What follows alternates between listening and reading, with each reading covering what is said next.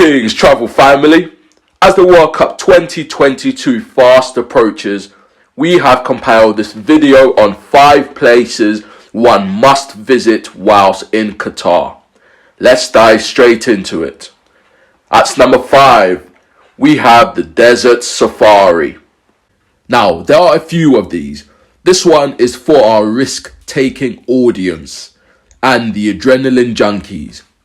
A desert safari provides you with the opportunity to step into the unknown and take a trip into the vastly unexplored wilderness, giving you a unique view of the world as we know it, or think we know it. Think about it. There are many things that could happen on your desert safari. You know, your car could flip and the interior of the vehicle gets filled up with sand and you become dinner for the camels. Or things could go amazingly wonderful and you may come across some of Mother Nature's rarest creatures. For this one, you can expect sand to find its way into every last crevice of anything you bring with you on tour. So a tip I must give is to bring with you only things that you do not mind getting a little sandy. Aside from this, as long as you book your tour with a reputable guide, everything, or most things, should go jolly well good. There are various different websites you can book tours on, such as TripAdvisor, and some private service providers by searching the Google search engine. Next up at number 4, we have the Museum of Islamic Arts. This is an offshore museum situated on the southern end of Doha Bay. The museum, which opened its doors back in the year 2008, was designed by the Pritzker Prize-winning Chinese-American architect I.M. Pei. The Museum of Islamic Art in Doha, Qatar, claims to be made up of one of the most comprehensive collections of Islamic arts worldwide, with a vast collection of Islamic arts spanning 1,400 years, hailing from all 4 corners of the earth, reflecting various different Islamic heritages. Its collection includes many prized examples of Arabic calligraphy, early Islamic books, ceramics, glass, ivory, jewelry, metalwork, miniatures, textiles, and woodwork. The building itself is stunning. Make sure to pencil in some time to take a wander in the building to fully digest the architectural marvel of its exterior and interior. The museum is usually open from 9 a.m. to 7 p.m. every day, except Friday, when it opens at 1:30 p.m. to 7 p.m. to accommodate for the Islamic Jummah prayer. However, the official website of the Museum of Islamic Arts displays this message. Special operating hours will be in effect at our museums, galleries, shops, restaurants and cafes from the 1st of November to the 20th of December.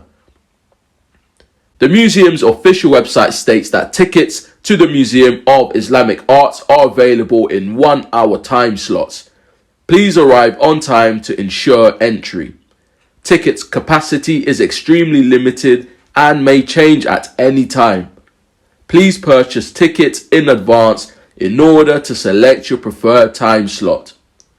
So it may be worth planning accordingly so you have enough time to make the most of your trip. The museum's official website states its spectacular waterfront museum will reopen in late 2022 with a new visitor-focused layout that will accommodate a larger audience. So it's worth keeping a lookout for that. At number 3, we have Aspire Park. This park is located next to the Asian Games Village. There are walking paths all around and also a 5-kilometer long plastic track in the park.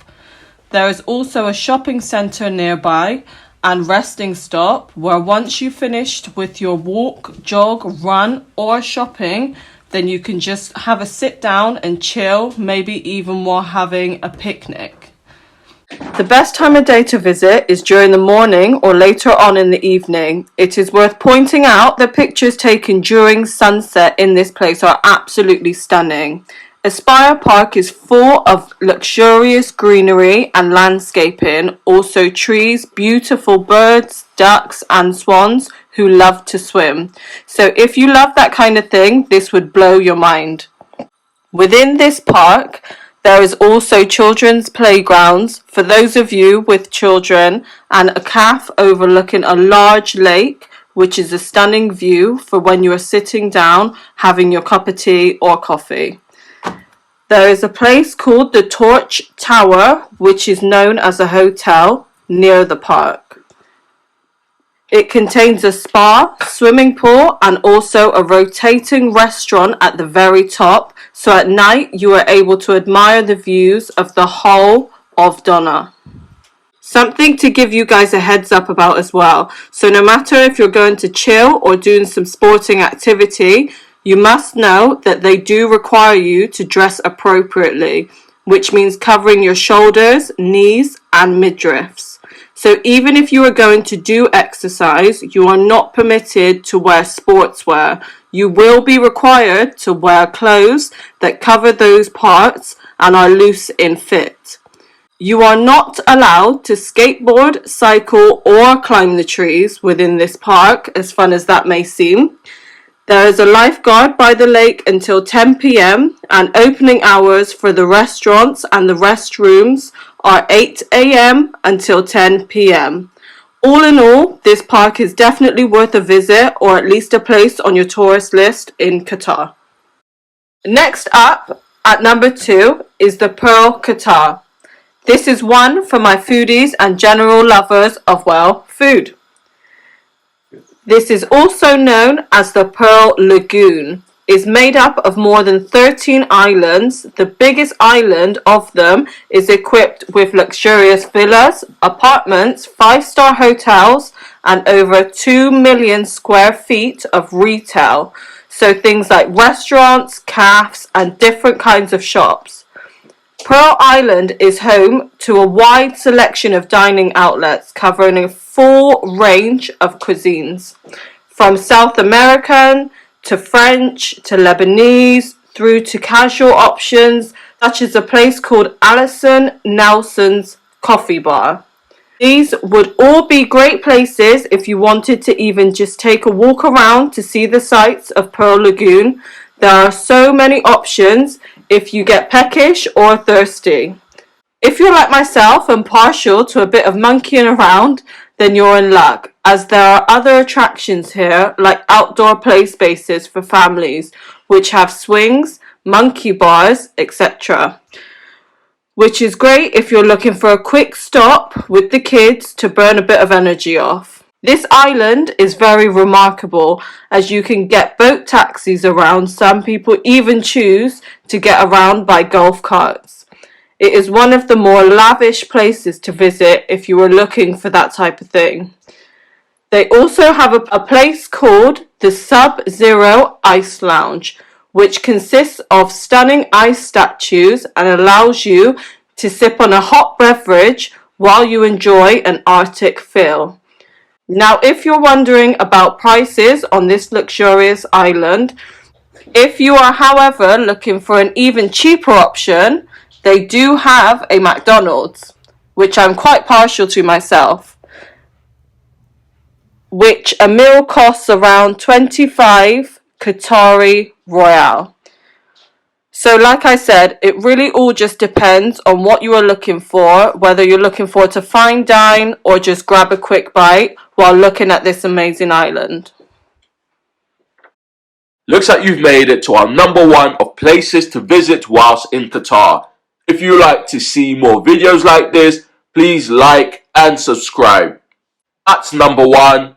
Without further ado, we have the Al Rayyan, also known as the Film City, the mystery village of Qatar.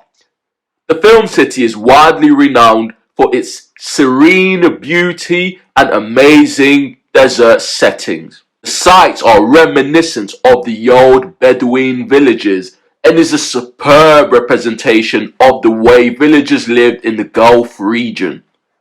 One unsolved mystery, though, is how or why the film city came to be. Some say it was built as a set for a movie or television series for Hollywood. Others claim it was to be used for a World Cup commercial. Nevertheless, this does mean it holds an element of surprise for those who are here right now and wish to explore. And the site has surprisingly emerged as a top tourist destination. One of the reasons, I guess, may be because the film city is situated in a totally deserted location, which may give off the eerie feel of having stepped into a ghost town, with beautiful palm trees instead of tumbleweeds, of course. You can find tickets to visit this tourist attraction on TripAdvisor also. This was a list of our top 5 places to visit whilst in Qatar during the World Cup 2020. Until next time, thank you for watching.